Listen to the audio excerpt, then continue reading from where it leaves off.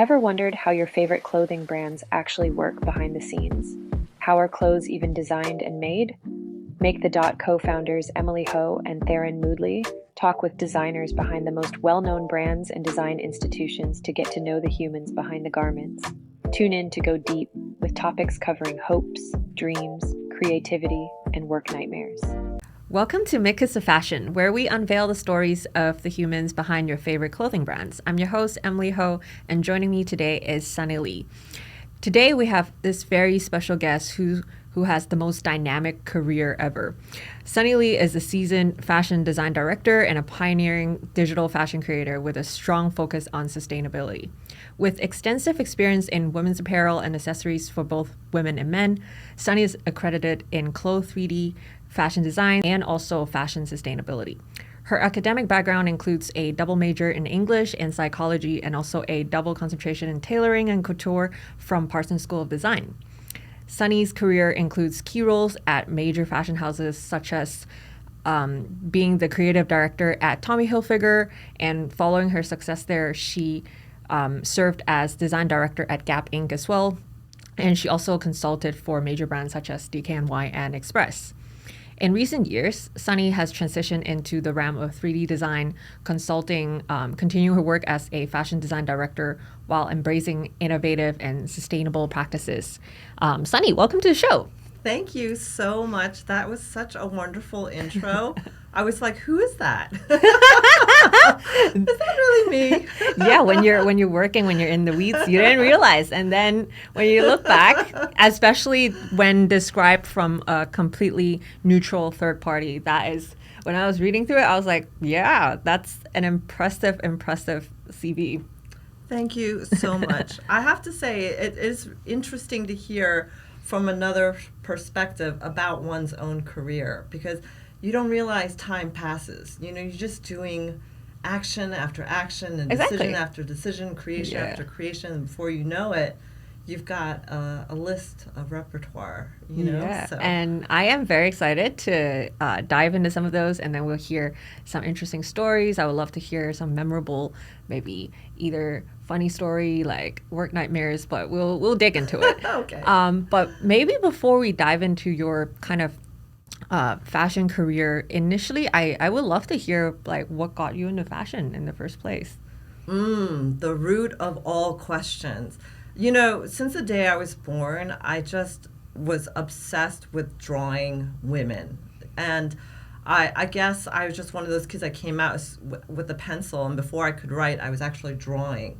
Okay. So that developed into sort of like looking at things in a very three-dimensional way. And I remember having Barbies, and somehow me and my sisters lost all the clothes, of course. And you know, this is probably a pivotal point that sealed my fate. Was I just thought, you know what, we've got Dad's silk shirts hanging in the closet that I don't ever see him wear. The attic closet, I should say. I can see what is coming. Closet. And I just thought, you know, I told my sister, you know what, do not even worry about it. He's not going to notice. I'm going to make you some clothes for our Barbies, and we're going to play. And of course, I just was sitting there with scissors, cutting his silk shirts, and, you know, my mom came upstairs. I told my sister, you've got to be the guard. She failed at that job and was standing behind me, started crying, saying, Mom's here. And of course, you know, I got penalized for that. But I think what that showed to me was that I was very stimulated. I was always very stimulated in terms of making clothes in some form or way or another, you know. And it started with the Barbie, it had related to the drawing, and those together really kind of, you know, I was probably a tiny little fashion designer. Yeah, in a little it was body definitely an at early sign for passion. Because that's definitely not how I played Barbie. I had no idea how to play with it. I was like, oh, do we like brush his hair, and then do I cut it? I tried cutting the Barbie's hair. Yeah, I didn't touch the clothing. Yeah. I just kept cutting her hair. And you definitely had to cut the hair. That was really fun. That was like part of it, right? Yeah, definitely.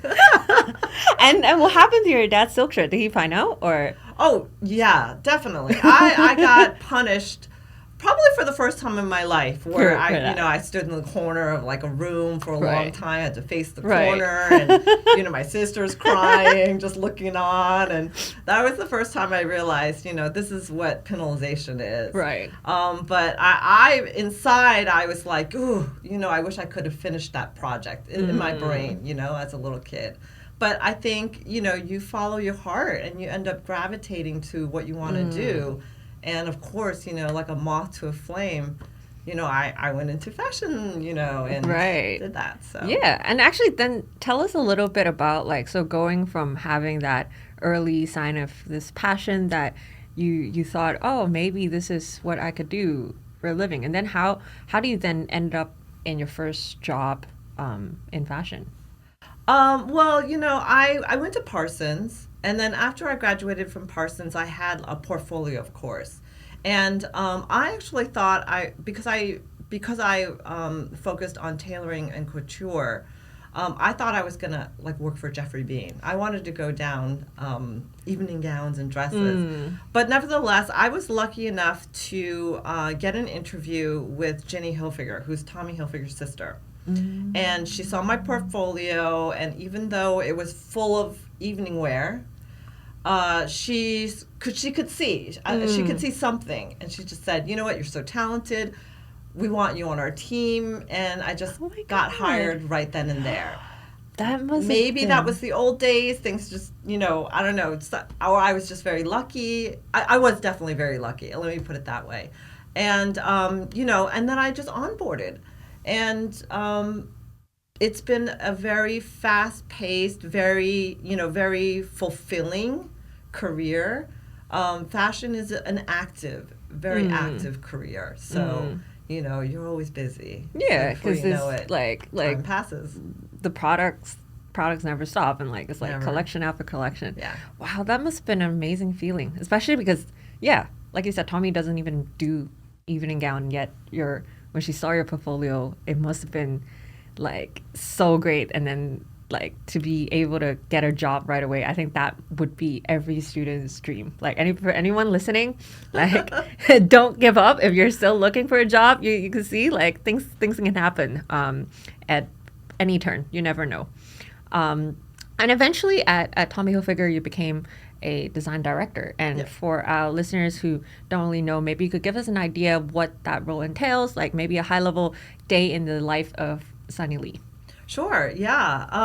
I was given an opportunity by Tommy. Actually, he asked me if I would want to work with a person that he brought on board named Lynn Coleman. And she's a very visionary lady. Actually, she's no longer with us. But it was a really interesting proposition. And when I heard about him describe the role, I thought to myself, maybe this is a bit of a reach, because I had been doing very, very focused work. When you're beginning in your career, you usually begin in a category. So you start off with outerwear or woven shirts or pants, and it's like a bite size of designing a whole collection, because you're beginning. You want to learn, and they're showing you the ropes, and you're learning fabrics, you're learning about the pipeline. And then, I'd done that for a couple of years, and then to be offered a position that was described as something being very visionary. So he has a women's side of the business and a men's side of the business. And on the women's wear side, he had hired Lynn Coleman to align the vision of the whole brand from all departments. So you're talking about all of his collection lines, like H line, to his wholesale business, to the licensed business, which is like sleepwear, jewelry, handbags, socks and hosiery. You're looking across the whole brand. Right. And those are all different departments with all different teams. And who is going to align the vision of that from beginning to end, from concept all the way to the marketing and, what comes out. And, that happens a lot at big brands where you have a lot of divisions and departments, like even at Ralph Lauren. Who is that visionary that's going to really keep everyone's vision aligned season after season, right? And so that, showing the evolution and the differences between and the nuances between each season, so that they are identifiable and fresh and new. And she was that person, and he said, do you want to work with her? And I said, absolutely. I definitely want to do this. And I did it, and it really opened my eyes up in terms of understanding, instead of designing in a niche, really looking at the whole brand. What is the purpose of what we're designing, and how does it feed into the brand identity? And really understanding how to be very disciplined in terms of looking at your design and making sure it's right for that moment and that season. Yeah, that's a really tricky thing. It's a really tricky thing to hold so many people together on the ship and make sure they are aligned, that this is for spring, this is what's for summer, and this is what's for holiday. You're not muddying the waters. You're not muddying the vision. You're trying to really keep a very pure aesthetic. Right. Yeah, I could imagine, because then it's not just like the brand kind of storytelling, it's the visual identity. Everything basically needs to be cohesive among all of these departments. And because from my understanding, it usually then breaks down into kind of menswear, women's wear, and then within it is, like you said, and then there are categories, and there are like designers that only work with tops, there are designers that only work with bottoms, and it's basically how everyone's output's gonna end up looking cohesive, all as one bigger kind of falling under one big umbrella, right? That's the idea. That was a big role. It really opened up my eyes, made my eyes very big. Oh, wow. Yeah. Okay. And at that point, was there, so during your time, either you could talk about it for either Tommy or for Gap, because you were design director at both. Were there specific kind of memorable story that you could share? Maybe like something that really made you feel really proud or rewarded as a designer yourself? I would definitely say there was a lot of moments like that. When I worked at the Gap, I don't think I realized how big of a company and how many units that company produces. So I was doing denim, and I had designed some back pockets and showed it to my boss and said, here's some new back pockets. We've got the 5-pocket business, we've got like fashion denim, and then we've got this other very special 1969 business. I had a lot of departments under my realm, but when it comes to denim and a 5-pocket jean, the back pocket is, it's an identifier. Yeah. So, I as usual, I had a sketchbook with tons of sketches, and I showed her a whole menu of back pockets, and and she just picked one of my back pockets. She said, I like this one, let's try it, we'll proto it, and let's see what happens. So we put it on our jeans. I did not expect to see that back pocket on everything. And I would see people walking down the street. I would see people at grocery stores, and it was like that back pocket was everywhere. And even now, I see my nieces, and they've got that back pocket on the back of their tiny little jeans. And I knew that back pocket was being adopted by like children's wear and other departments, but it sort of kind of shocked me because I didn't realize I'd be seeing it everywhere. That's incredible. That now it's so wild. Now it becomes like synonymous with the brand, basically. Like when people look at like Gap jeans, and you're right, like back pocket is the main thing. Like everybody, whenever you look at a pair of jeans, you kind of like look at someone's like back pocket to see, oh, where's it from? And I didn't expect really it cool to still continue to this day, where I see my nieces wearing the jean, and I'm like, that is literally the same back pocket from way back when. Yeah. And I guess that goes back to what you said about like the brand identity.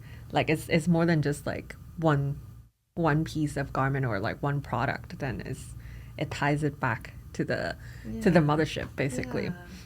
That's really awesome. How about on the flip side? So that was a really fond memory of yours. Was there anything? Was there a time maybe when things didn't really go to plan? I imagine at corporates, at organizations this huge, there must be many things going on. Sometimes maybe pretty chaotic, and then calendars might be Again, the way, like tell us about maybe a memorable story around that. Yeah, there's definitely stories like that. I mean, the real question is, what is the plan, right? Even if you design everything perfectly to the T, you've wrapped it up, you've done an amazing tech pack, you've done your fittings, you've done all your meetings with your merchants, everyone has signed off and approved, you've done all your lab dips, you've approved all your trims, and you've packaged everything up, you've handed it off to the post-production team, and they are signed, sealed, and delivered, giving it to the factory, and they're making their final iteration. There's also something called QC, which is quality control at the back end. And, mind you, along the way, there's so many things that could happen. But in this particular story, I just remember being in a store and seeing one of my products where the back pockets were almost touching. Literally, just like in the middle. Wait, the two back pockets were just touching? like that close. This has something to do with, I don't want to get too technical, but it has something to do with grading. So, when you are, when you design something as a designer, you're designing on one size, generally a 6 or a medium. Right. And then later on, as you get deeper in the development, the tech team will go ahead and grade it. Yep. And then sometimes you have, if it's an important vehicle, you have a graded size set and you do a wear test, and most often you don't. You just go ahead and, trust that the graded size set is graded correctly. Yep. But of course, there should be checkpoints along the way where someone's checking that. But floating details, it's easy to grade the base pattern because those are things where, like, the crossbody is going to grow a ½ inch, and then the top of the, like, horizontally and vertically. But when there's floating details, those are where it depends on someone's personal judgment how far that's going to go. The margin how close between, it's going to go when you go down to extra smalls or double extra small. So, wait, and this was at the store? Yeah, it's already at the store. I mean, my face is beet red, looking at this, going, oh my goodness, what the heck happened? You want to find out the details. You have to ask your production team to backtrack, and, they'll find out. Like, I don't know, the factory got confused, and, who knows what happens, but generally they'll find out. Right. And there's lots of different reasons. And it's not to place blame, but it's simply to say that fashion is has a complex pipeline, and things can happen, so. For sure, because I recall a time when I used to work for my previous employer, and they were saying, oh, Emily, we need a quality control application. It has to be this, like, mobile app. It has to, they were sort of talking around the technology. I was more interested in finding out, how do we actually do QC? Like, how does the job actually get done, and how are the jobs routed, like all that kind of stuff. And then I remember visiting the factory, and then the thing is, a lot of times when you're producing at such high quantity, with the correct way of doing QC is not necessarily to check every single piece. Yeah. So then that whole picking process of what is the right matrix of products out of all the different sizes to then pick out to test, and then all the measurement checks. I remember I was shadowing this QC person, and then it was so chaotic because you're going to have like a paper tech pack, you have your device which you're recording the results of, and then you get this measurement, this tape, and then they're measuring, just like they're looking at the point of measurement and literally doing bit by bit and measuring.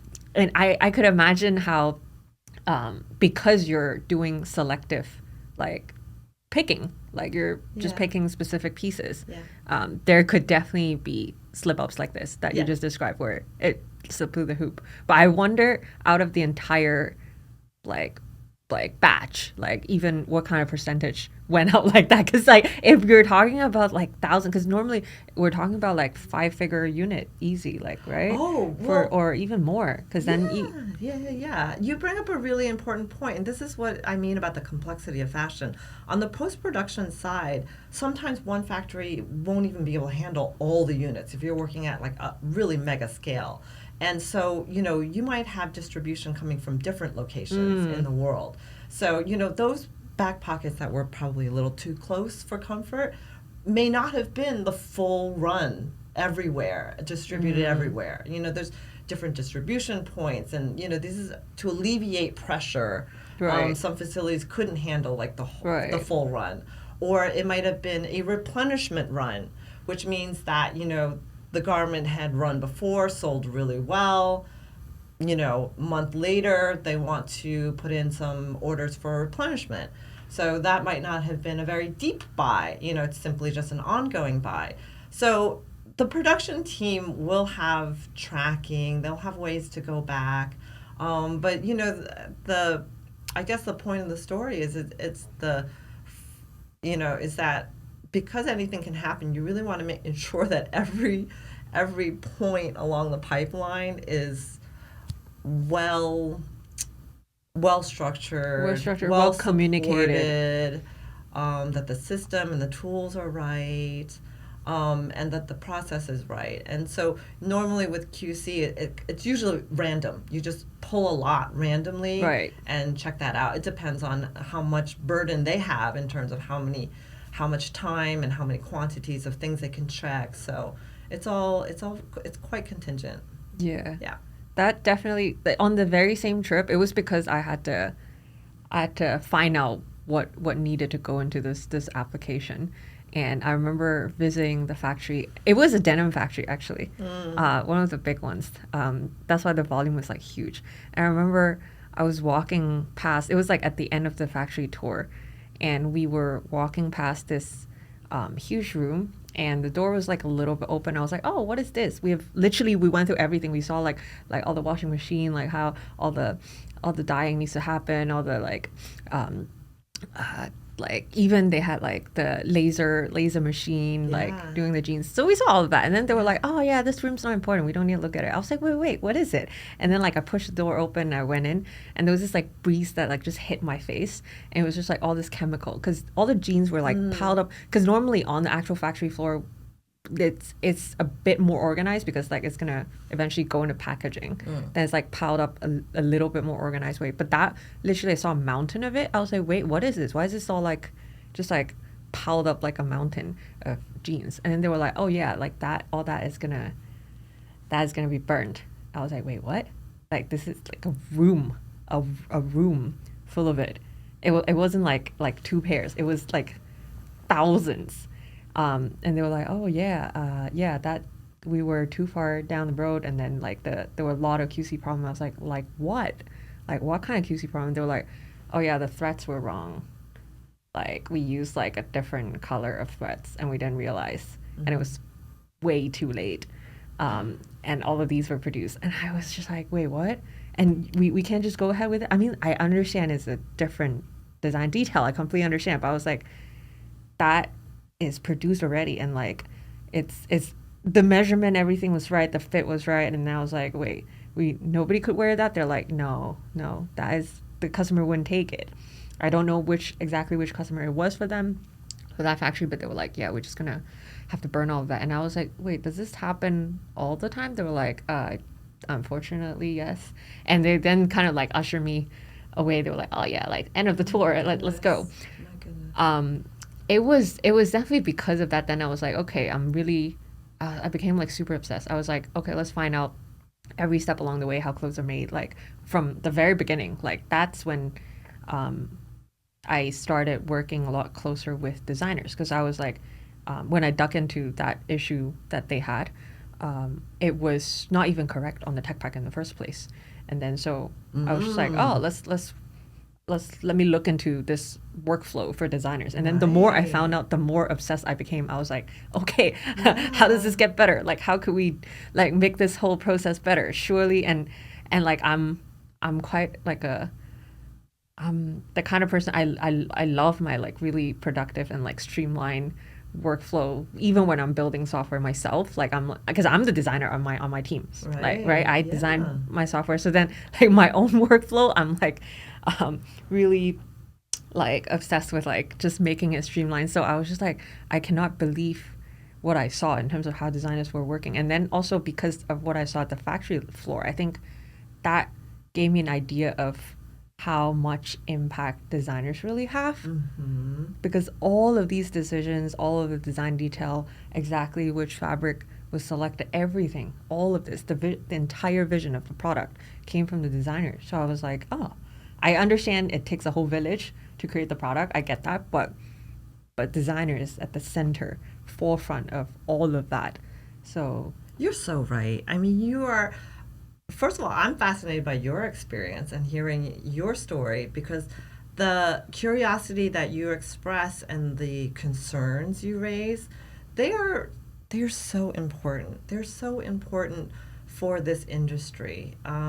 This industry needs to have a moment of self-reflection, and an opportunity to reevaluate maybe some outdated or non-beneficial functions and thoughts and systems. For sure, definitely. I think that when it came to what you're seeing and what you're questioning, that is something that, like, as designers, we should be designing in what I hope to be is an intelligent and thoughtful way, to be very, very considered of every material and the purpose of our design, the purpose of even the seams, the purpose of the construction. I'm very into functional design. I'm always like, what is the purpose of this? And a lot of times, for me, I mean, I'm obsessed with pockets. I'm a woman that wants to walk around without having to depend on carrying a handbag. So, if I want to just get up, zip up, and go, I want my jacket to have a lot of little secret pockets. So I'm always like 1,000%. Like I'm always, hey, I'm putting that, design idea out there for everyone that designs outerwear. Give us a lot of good big pockets, And so, those kinds of things are things that I have, become much more attuned to as I've grown in the industry. I think when you're beginning in the industry, oftentimes you are just given a merch sheet. You're just told, this is what you need to design into. This is the SKU count. This is what sold last year, and this is what we need. So there's some carryover, and there's some needs where you need to replenish or replace or refresh this kind of idea for fashion. Yep. And you do as you're told. You do as you're told, because you're there learning the ropes, and getting your footing, in the industry. But at a certain point, when you start to realize your power, the power of every person's decision, and for me, it was really important that I reflect on that before I allow things to exit my realm, right. Whatever was within my power. Right. And then becoming a director, where you are, I mean, I think of directors sort of as being like the, what is it? The traffic guard of crossing the street. Right. You're just like, you don't cross now. You just wait 2 seconds and then we'll cross. Right. That kind of thing. Timing is everything. The right intention. When do you release this information? When do you pass it on? When do you commit to it? Are you ready to commit to it? Those kinds of things became much more prominent to me as I became a much more savvy director, much more strategic director, let's say. I wholeheartedly agree on multiple points, but we can start with the pockets. I was just about to say, you don't see on camera right now, but I came in with my black blazer, and I got this from, I'm not gonna shame the brand right now, but the designer really should reconsider it. It's a blazer. It has two pockets. So I thought it was sealed shut, because normally when you buy a blazer, it's sealed shut. I used a pair of scissors to cut the whole thing open, and I realized it's all lining inside. It's not a real pocket. I was like, who designed this? It's a blazer. I'm a busy woman. I have keys. I have phone. I have like a lip balm. Like, I'm like, excuse me. Like, where is this gonna go? Oh my goodness. So yes, I agree. I think honestly, designers have way more power than most realize, because I think when you talk about intentional design, I think like half of it goes into because yes, you're the artist, you're the visionary, you have the artistic eye that as a consumer like me wouldn't have, and I rely on the designer to come up with that kind of visual vision, right? But I think the other half of it is it really is finding out what consumers need as well, like, and that having that feedback loop. Because in the fashion industry, we talk a lot about, looking at like trend forecasting, like what is like trending. Yes, like on a whole, usually trend is an aggregate of what roughly the consumer market is headed. But I think designers designing individual products, you gotta work with consumers on that level, like, and not just look at the aggregate of, they're saying red is gonna trend, let's do everything in red. Like, it's more like on individual product level. I think that's why having the right kind of like workflow and tools is so important, because if you're not really spending time on tedious like administrative tasks, if you have like, let's say, more free time left, you could actually spend that in doing deeper research, deeper design, and like, or let's say like you could get the design done way quicker with that design visualized. You could start testing that and getting some feedback loop going. And I don't think it applies to every category. Every consumer want to give feedback to every product. I don't think so, but at least like on some level, because I'm just speaking as a consumer myself, like I definitely see me wanting to give that feedback. And you know what? We're all consumers and we should speak up. And there's platforms for that. You could go onto Instagram. You could go onto LinkedIn. You can go onto Twitter. You bought something, you don't like it. There are plenty of people. I see plenty of reviews online expressing their love, dislike, or request for more. Maybe, a great print ran out, like a great printed dress or something. I see that. So there are platforms for that. And of course, you should use your voice if you want to express that. And a lot of, e-commerce sites now, they have, like you could put your review up there. Do you want to give it 5 stars or 1 star? You vote, you're the consumer. That what you mentioned in the beginning, I wanted to touch on that. That is really important, that brands understand who their consumer is, and understanding like who they want to cater to or who they want to capture as well. Who's your loyal customer? Who's the one you want to grow into or grow with? And that's really important. That's something that as designers we are asking our brand leaders ourselves within teams. Who's our person? Who's this person wearing this? So there's a lot of discussions internally in a lot of companies where we're trying to identify who that person is. And some brands, they bring in consultants, they bring in, research from, other companies that will assess this, and it depends on the power of the resources of that said company. I've definitely seen research of like the foot pattern of the customer coming into the store. What did they look at? When did they step out? How long did they stay in the store? So there are those kinds of data point. I mean, maybe not all the time, but there's definitely efforts for that if the company has those kinds of resources. But I think now, when I was young designing, there was no Instagram, there was no TikTok. But now information spreads so quickly. It's so available. And, brands should really, really use that two-way street, those platforms to really kind of engage.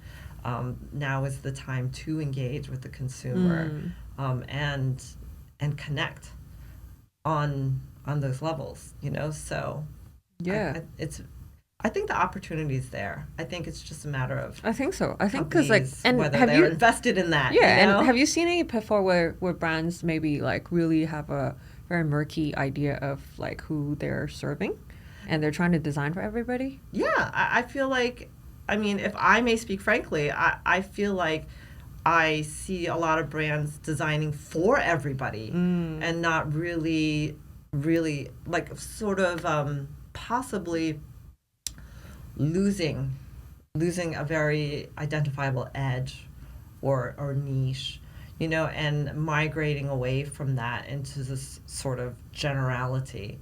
You can get a legging pretty much anywhere. You can get a hoodie pretty much anywhere.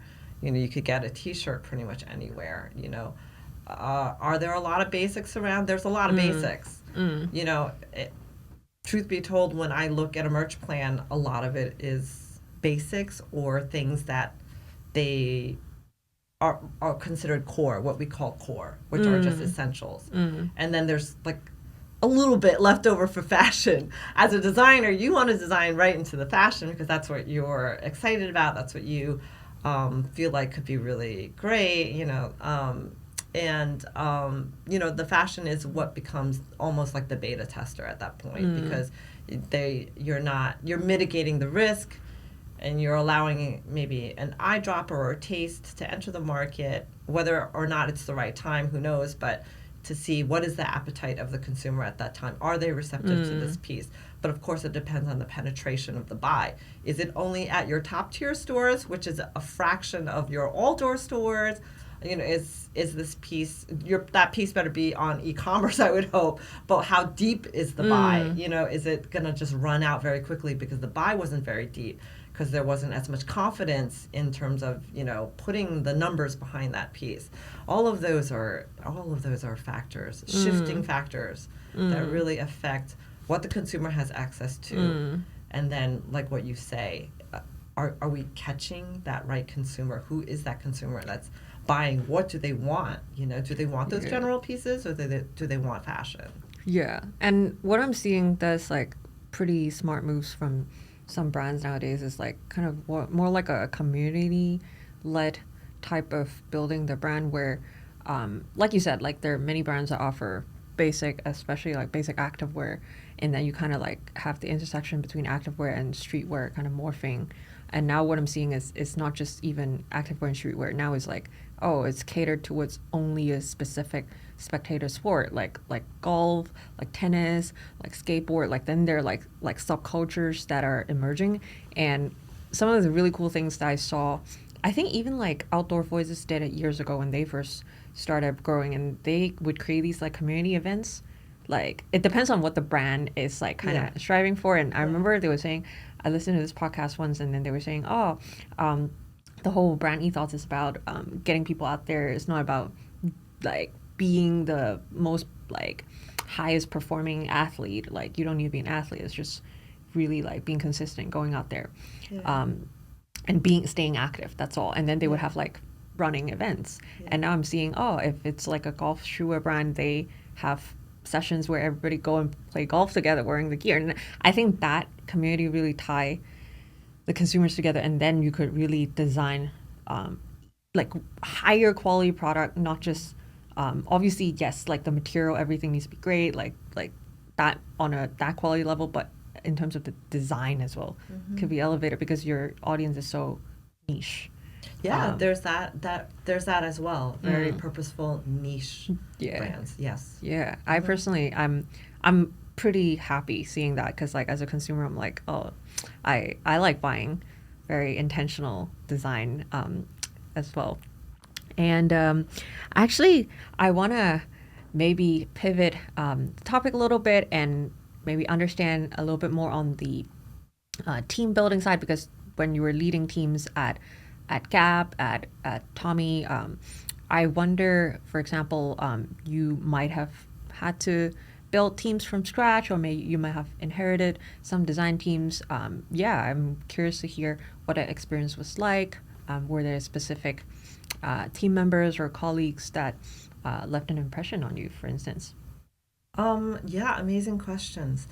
Being a director, like at the point of growing up into being a director, I would say that most fashion designers will tell you they've seen a lot of leadership change, and it can be very nerve-wracking. It can be very stressful thinking, you know what, a new head just came in, and are they going to dock us and bring in their own people?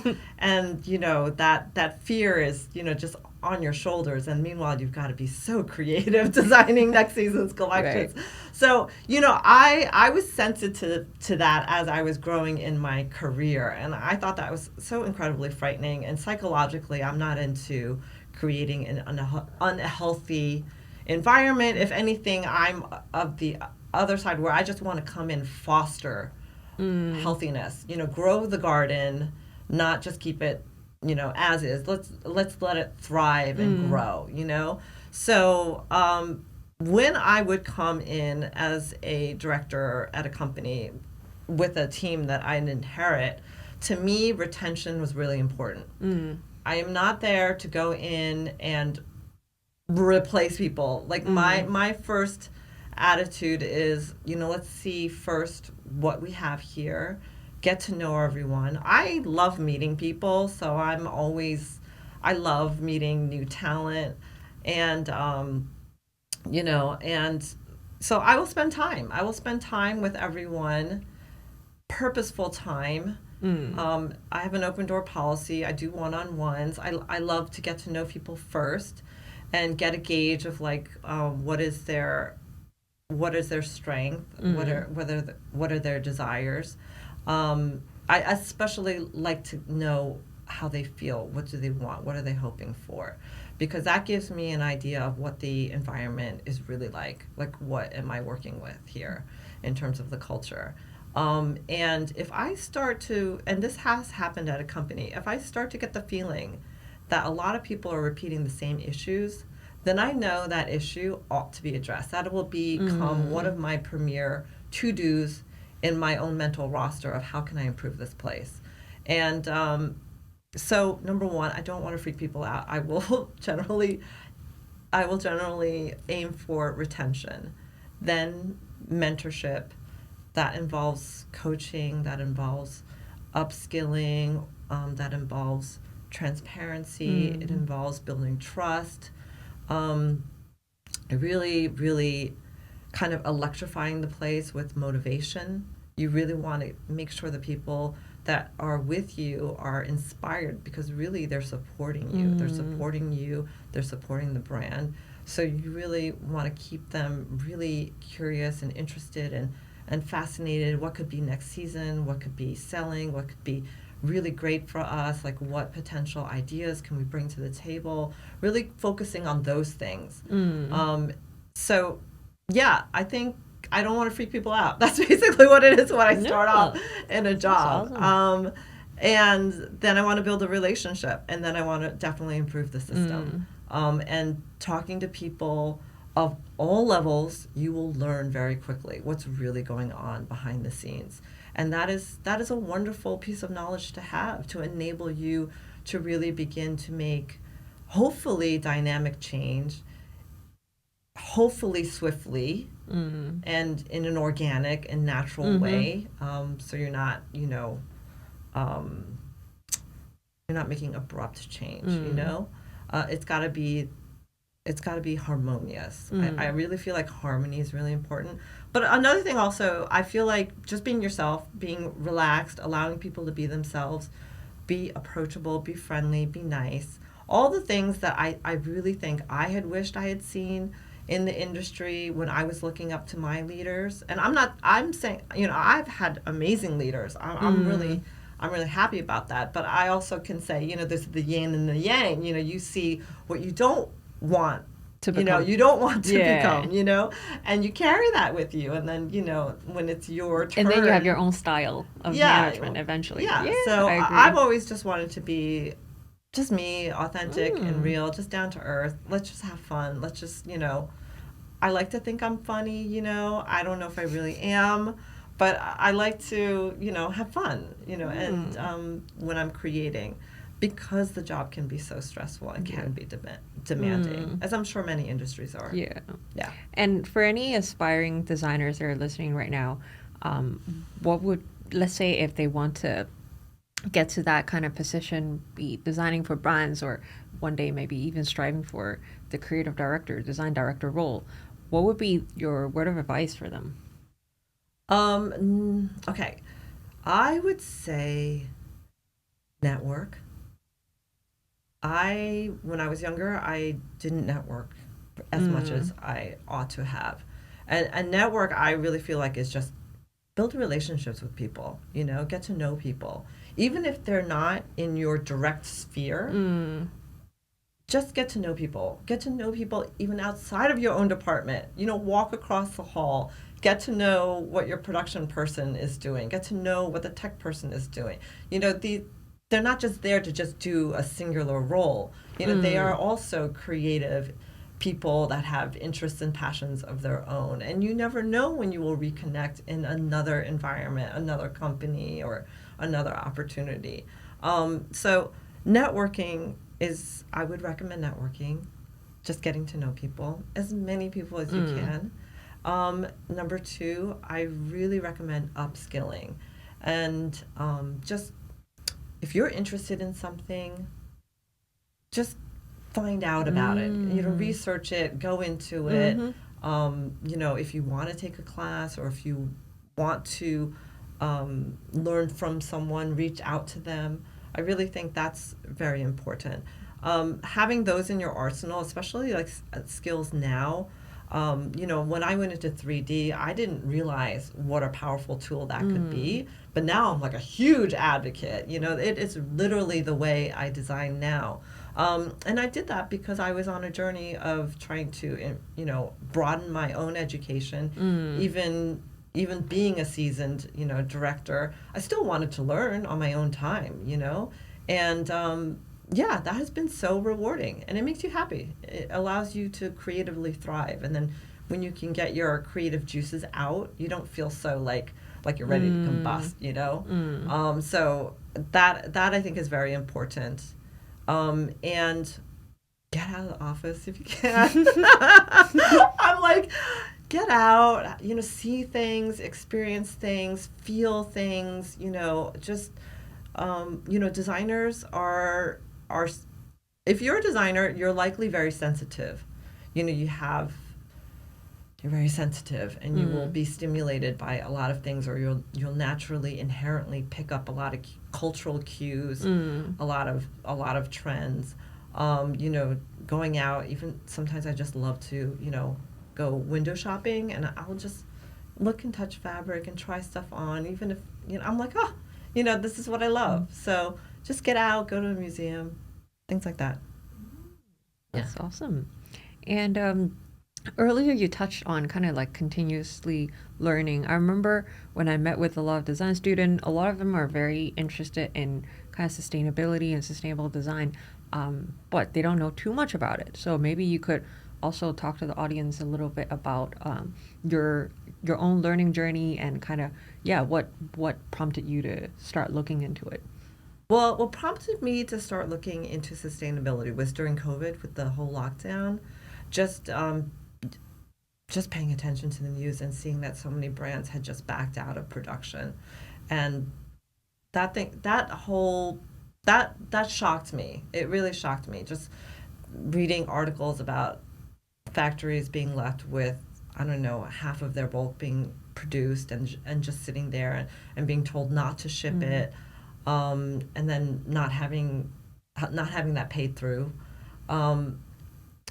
Just hearing about that and knowing how COVID affected factories and fashion, it really caused me to stop and really think, like, okay, maybe I want to study a little bit more about what's new in fashion. What are we going to be doing when we come out of COVID? And that's when I started taking like the sustainability. It was a business sustainable course at Harvard Online. Really great course. I totally recommend it. Really opened my eyes in terms of the power of thinking. Of really taking your perspective, opening it up, and understanding that when you look at other industries, how can you apply their trials and errors and their successes and failures? How can you look at that and then understand, how to apply that to your industry? Because it's really about the thinking. It's really about the intelligent design construct.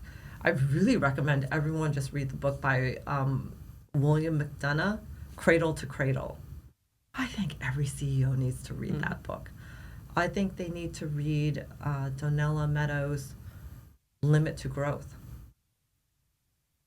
Does every company have to be a massive size? Do they have to be behemoths? Do you?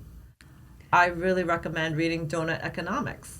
That's a really great book on understanding like a different type of economy. So when you kind of open your minds to very different thinking, I think it it affects the way you look at the current pipeline, the current process going on. Right. So yeah, those are what really pivoted and changed my design thinking. Yeah. When I design now, I am a lot more deliberate. I take a lot more time to be very considerate of the beginning stage. I feel like that, like you said before, which you pinpointed, is crucial. You know, design begins for me at the end. What happens to the product at the end of the life cycle? How am I designing in a way that will either foster or, I don't know the opposite word of not foster, like what negative connotation that is, like what harm we could do to our system and our planet and overconsumption and everything like that. But, you know, really to just understand within my small world of power, what can I do with my skills and my talent, and really architect and engineer something in a smarter fashion, design smartly with my resources. Yeah, so I think it really changes the way I became a design director and how I interact with others, how I design and collaborate with others, and how we come to decisions. Yeah. I think that's really great insight, because sometimes when you're working in a company, I guess everybody might have performance metrics, like, and usually those, I guess, would be tied to the kind of brand revenue and like success of the kind of whole company, and that isn't necessarily it applies to every industry. It's not just fashion. Obviously, that's how kind of the current understanding of what is the definition of a prosperous economy, and that's why I guess like everyone earlier was saying, like, that's why sometimes you're just so in the weeds of designing collection after collection after collection what's going to sell, and like it sometimes it's easy to lose the bigger picture in terms of what are the like kind of bigger impact, bigger picture, and the consequences that could come like after that. Yeah. So yeah, that was a really great insight and great recommendations on the books as a closing. So that brings us to the end of the episode. Thanks to Sunnie for joining us today and sharing all her really insightful stories and almost war stories from her career. I hope all of you have enjoyed listening to it just as much as I did. Thanks for listening to Makers of Fashion, and we'll see you on the next episode. Thank you.